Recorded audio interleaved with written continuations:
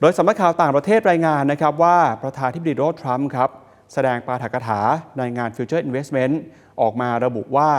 เขากำลังดำเนินการอย่างรวดเร็วรอบโลกนะครับเพื่อยุติสงครามจัดการความขัดแย้งและฟื้นฟูโลกใบนี้ให้กลับสู่สันติภาพในฐานะประธานาธิบดีของสหรัฐเขาก็ไม่อยากจะเห็นคนถูกฆ่าและทรัมป์ก็ยังได้ขอบคุณซาอุดิอาระเบียที่เป็นเจ้าภาพและสนับสนุนการเจรจาเรื่องของสงครามยูเครนระหว่างสหรัฐกับรัสเซียด้วยซึ่งการเจรจานี้ก็นับเป็นก้าวใหญ่ในการยุติความขัดแย้งครับ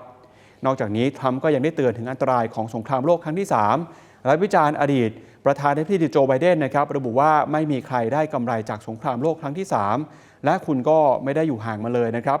คุณไม่ได้อยู่ห่างกับมันถ้าเรายังมีรัฐบาลอย่างประธานาธิบดีโจไบเดนต่อไปก็จะเจอสงครามโลกครั้งที่3ครับแต่ตอนนี้เนี่ยเรื่องนี้ไม่เกิดขึ้นแล้ว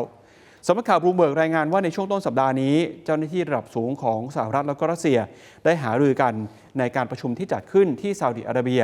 โดยผู้นำของยูเครนนะครับแล้วก็ผู้นำของยุโรปไม่ได้เข้าร่วมไปด้วยทำให้นายกของเยอรมนีคุณโอลาฟโชลส์ได้ออกมาทักท้วงว่าจะต้องไม่มีการตัดสินใจใดๆที่เป็นการข้ามหัวยูเครนขณะที่เคียร์ซาร์เมอร์นะครับออกมาบอกว่าพร้อมที่จะส่งทหารอังกฤษเข้าไปร่วมกับกองกำลังรักษาสันติภาพ